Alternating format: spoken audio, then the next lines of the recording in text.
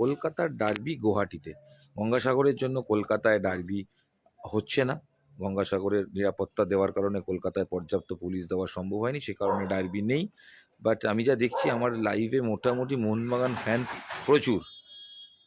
রে কোন দল জিতবে আমার মতামত, আমি কি মঞ্জু ইসলাম ভাই, আমার বলা উচিত কোন দল জিতবে? আমি টেকনিক্যাল দুটো টিমের খবর দিই, তারপরে বাকিটা সময় বলুক। লাস্টে আমি কথা দিচ্ছি একটা ভোটিং করব।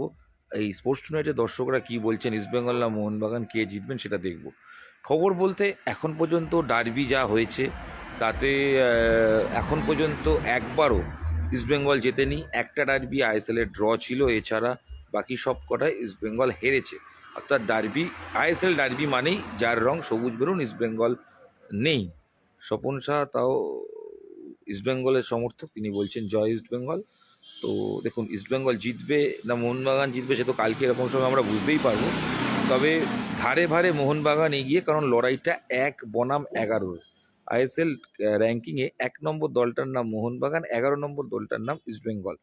অর্থাৎ মজা করে অনেকে বলছেন কালকের ম্যাচ হচ্ছে 11-1-25, মানে 11 তারিখ জানুয়ারি মাস 1 এবং 2025।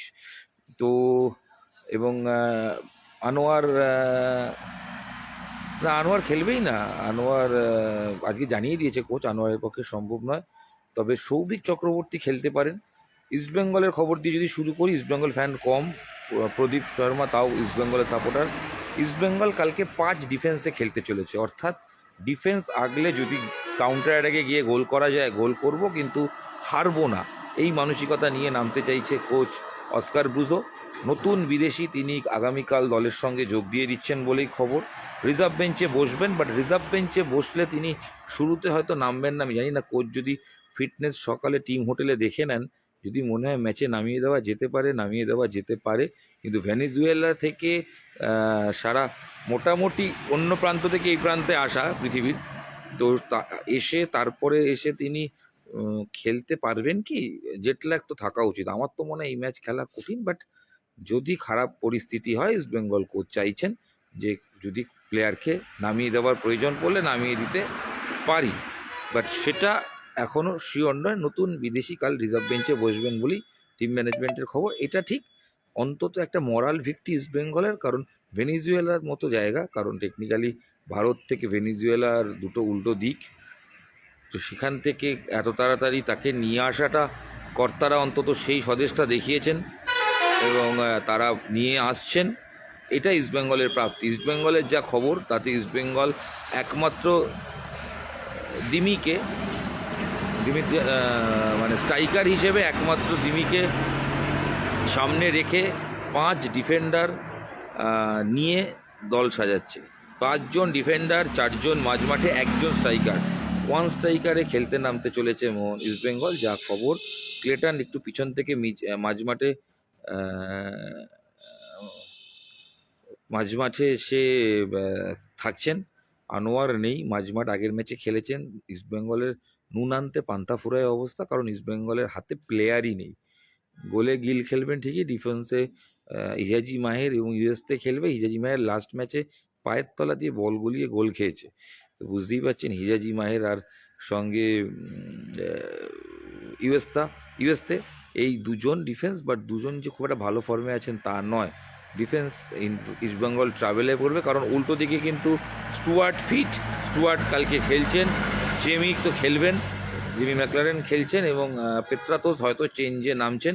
জেমির সঙ্গে কামিন্স এই জুটিটা দিয়েই শুরু করতে চাইছে মোহনবাগান। মনবীর আছে মোহনবাগানের, অলমোস্ট অনিরুদ্ধ থাপা ছাড়া সবাই অলমোস্ট ফিট। তো সেক্ষেত্রে ইস্টবেঙ্গল, নতুন বিদেশি অর্পণ ইস্টবেঙ্গলের কালকে রিজার্ভ বেঞ্চে বসছে।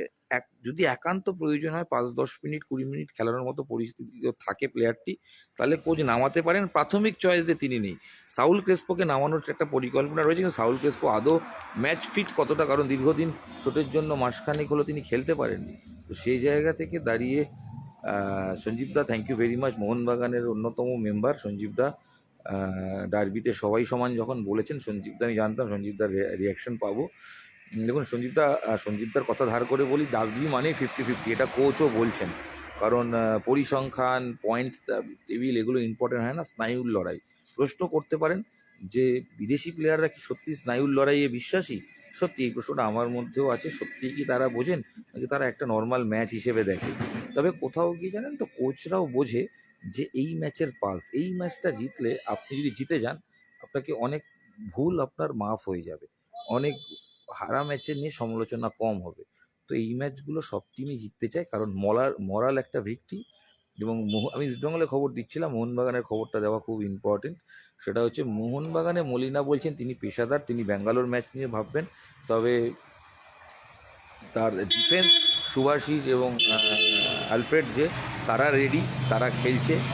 আপফ্রন্টে কামিন্স এবং জেমি ম্যাকলারেন থাকছে, মনবীর উইংয়ে থাকবে, প্রয়োজনে 4-3-3 ছক নামার প্ল্যান রয়েছে। মোহনবাগান কিন্তু শুরু থেকেই গোলের জন্য ঝাঁপাতে চায়। সঞ্জীবদা, এই ম্যাচে পেট্রাটোস এই মাঠে খেলেছে, আমি যারা গেছে তাদের থেকে শুনলাম মাঠ খারাপ না, মাঠ ভালো, মাঠে আনইভেন বাউন্স এরকম বিষয় নেই। দুটো টিম কেউই প্র্যাকটিস এখানে করেনি, তারা প্র্যাকটিস সরি এখানে করেছে, ওখানে গিয়ে করেনি, তারা শুধু ম্যাচটা খেলবে। সমর্থক কত হবে সেই নিয়ে একটা দুশ্চিন্তা আছে, কারণ খুব বেশি সমর্থক শহর থেকে গেছেন বলে খবর নেই। সংখ্যাটা 1,500 হতে পারে দর্শক, খুব বেশি হলে 5-10 হাজারের মধ্যে। কারণ কিছু করারও নেই, 3 দিনের নোটিশে ডার্বি হচ্ছে, যে খেলাটা হচ্ছে কালকে গুয়াহাটিতে, এবং সেই গুয়াহাটিতে দুটো টিম আজকে পৌঁছেছে, আজকে রাতটা কাটিয়ে কাল ডার্বি খেলে পরশু চলে আসবে। ইস্টবেঙ্গল তাদের ভাঙা হাট, দলের চোট আঘাত একাধিক, 6জন বিদেশি নেই, 4জন বিদেশি, তার মধ্যেও চেঞ্জে কোনো বিদেশি, যদিও বিদেশি নতুন বিদেশি নামেন আলাদা কথা, কিন্তু ভেনেজুয়েলার বিদেশি প্রথম থেকে নামবেন বলে খবর নেই। যেটা মনে করা হচ্ছে টিম ইস্টবেঙ্গল চাইছে ডিফেন্স আটকে কাউন্টার অ্যাটাকে গিয়ে গোল করার, আর মোহনবাগানের টার্গেট শুরু থেকেই গোলটা তুলে নিয়ে ম্যাচে 3 পয়েন্ট সুনিশ্চিত করা। তো বুঝতেই পারছেন লড়াইটা কার্যত 50-50 বটেই, কিন্তু দুটো টিম কিন্তু একই লক্ষ্যে নামছে না। ইস্টবেঙ্গলের অন্তত 1 পয়েন্ট মানেই মরাল ভিক্টরি। খুব অল্প লোক গেছে সঞ্জীব দা, সেটাই বললাম 3 দিনের নোটিশে কজন যেতে পারবে না। এটা গুয়াহাটি যেতে গেলে 1 নাইট জার্নি করতে হয়, ফ্লাইটের টিকিট অনেকেই ভালো খরচ, প্রায় 9-10 হাজার টাকা করে টিকিট হয়ে গেছিলো। সেই সব মিলিয়ে এই ডার্বিটা গুয়াহাটিতে হচ্ছে, এবং গুয়াহাটিতে কলকাতার ইলিশ চিংড়ির লড়াই, কলকাতার ঘটি বাঙালের লড়াই কার্যত গুয়াহাটির উত্তরের মানুষ দেখবেন, উত্তর ভারতের মানুষ উত্তর খুঁজবেন, যে এই ডার্বির আবেগ কি বোঝার চেষ্টা করবেন। অরিন, না অসুবিধা নেই, আমি লেটে শুরু করেছি। তো গুড ইভিনিং প্রত্যেককে। অনেকেই বলছেন যে যারা ইস্টবেঙ্গল জিতবে, মোহনবাগান জিতবে, আমার মনে হয় এই ম্যাচের প্রেডিক্ট করাটা কঠিন, কিন্তু টেকনিক্যালি দেখুন এই ম্যাচটাই বাঙালির ফুটবলকে বাঁচিয়ে রেখেছে। সন্তোষ ট্রফি সত্যি বিরাট একটা বিষয়। কাল ইস্টবেঙ্গলের সাপোর্টার বেশি থাকবে মনে হয়, অমিতাভদা বলছে জায়গাটা আসাম বলে। আমি জানি না, আমি আসামে ম্যাচ করেছি, আইএসএল ম্যাচই কভার করেছি। ফুটবল সমর্থক, ভালো সমর্থক পাওয়া যায়, তারা আসেন, কিন্তু তারা নর্থ ইস্টের সমর্থক। এই নর্থ ইস্ট কাকে সমর্থন করছে এটা খুব ইম্পর্টেন্ট, কারণ ওখানে গুয়াহাটিতে প্রবাসী বাঙালি যারা আছেন, মানে মূলত তারা হয়তো কিছু যাবেন, কিন্তু সংখ্যাটা খুব বেশি হবে বলে আমার মনে হয়। আর দুটো কোচ ট্যাকটিক্যাল লড়াই, এবং প্রথম ডার্বিতে কোচ হিসেবে এসেই অস্কার বুজো বসে পড়েছিলেন, কিছুই করার ছিল না, এবার তিনি কিন্তু সুযোগ পেয়েছেন। সঞ্জীবদা বলছে এগিয়ে ইস্টবেঙ্গল, কেন? হারানোর কিছু নেই। এটা সঞ্জীবদা আমি কেন বলেছি জানি, এটা একটা সেফ জোন খেলেছে, কিন্তু মোহনবাগান অনেক বেটার টিম, উল্টো দিকে চাপ আছে, কিন্তু আমার মনে হয় না সঞ্জীবদা, মোহনবাগান অনেক মাছ বেটার সাইড, এবং মোহনবাগানের ফিটনেসও খুব ইম্পর্টেন্ট, সবাই ফিট, অনিরুদ্ধ থাপা ছাড়া সেভাবে সবাই ফিট। মোহনবাগানের বিকল্প প্রচুর, যেটা ইস্টবেঙ্গলের হাতে নেই। তো এটা একটা ফ্যাক্টর, এবং আমার মনে হয় থাপা নেই, এটা চাপের ব্যাপার, ঠিক কথা, কিন্তু আমার মনে হয় মোহনবাগানে এত প্লেয়ার রয়েছে, মোহনবাগানে আপফ্রন্টে জেমি আর কামিন্স শুরু করে পেত্রাতস যদি চেঞ্জে আসে, মোহনবাগান এনি টাইম গোল করতে পারে। আর ইস্টবেঙ্গল ডিফেন্স সামলে মাঝমাঠে প্লেয়ার কোথায় আমি জানি না, ডেভিডকে চেঞ্জে নামাতে হবে। এবং তবে এটা ঠিক, আমারও কিন্তু এটা মনে হয়েছে ডেভিডের খেলায়, ডেভিড কিন্তু অনেক 50-50 চান্স থেকে গোল করতে পারে। ইস্টবেঙ্গল যদি প্রয়োজন মনে করে ডেভিডকে শুরুতে দিমির সঙ্গে রেখে, মানে দিয়ামান্তকোসের সঙ্গে রেখে ডেভিডকে শুরু করে কিন্তু ইস্টবেঙ্গল দেখতে পারে মাঝমাঠে ক্লেটনকে, বা উইংয়ে যদি ক্লেটনকে নিয়ে যায়, কারণ এছাড়া অপশান নেই হাতে, কারণ হিজাজি মায়ের মাঝমাঠে খেলতে পারবে না, ইউএসতে খেলতে পারবে না। লাল খেলবে সঙ্গে, বিষ্ণু খেলবে। বিষ্ণু ইম্পর্টেন্ট। দেখুন বিষ্ণু যবে থেকে দল বদলের নাম উঠেছে তবে থেকে বিষ্ণু একটু খারাপই অফ ফর্মে রয়েছে। আমি জানি না কোচ কেন খেলান না সায়ন ব্যানার্জিকে, সায়ন ছেলেটিকে ট্রাই করতে পারে। এবং ইস্টবেঙ্গলের লাকড়ার চোট লাকড়ার চোট রয়েছে, আনোয়ার নেই, একাধিক প্লেয়ার চোট আঘাত। এবং এই জায়গা থেকে দাঁড়িয়ে যেখানে খেলার মাঠের যেটা বক্তব্য সেটা হচ্ছে যে ম্যাচ 50-50, কিন্তু যদি টেকনিক্যালি জিজ্ঞেস করেন আমি অন্তত বলবো ম্যাচ 70-30 ফর মোহনবাগান, মোহনবাগানের ফেভারে।